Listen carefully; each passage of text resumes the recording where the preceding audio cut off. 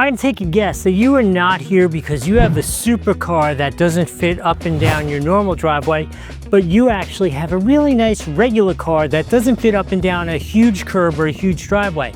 Either way, your problem or my problem, these cool VEVOR ramps should correct it. So what I'm gonna do is I'm gonna tell you really quickly about some of the features of this, and then we're gonna set it up and we're gonna see if I could get in and out without scratching the nose and hearing from my wife again that I've scrunched the nose of the car.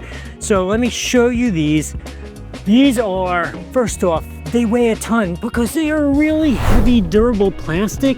They got the nice yellow striping, the safety striping on them. They come with the full kit of hardware if you want to permanently install them.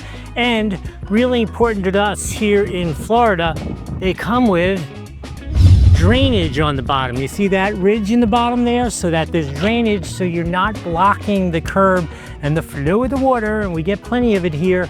Down the street, I don't need a flood, so these should be perfect for that. What do you say we go set them up and see how I do going up and down the driveway?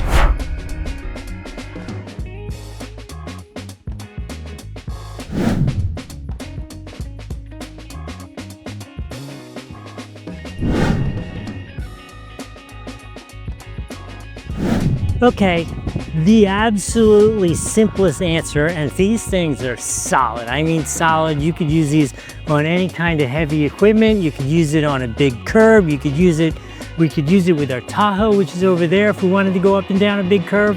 These things are absolutely ridiculous. If you're at all thinking you might want a pair, you should definitely get them. One thing I will tell you is they are heavy, physically heavy, because they are so heavy duty.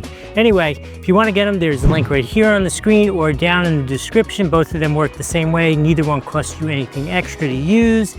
Remember to like, subscribe, put in the comments if you have any questions, if you have a cool use that I missed for it.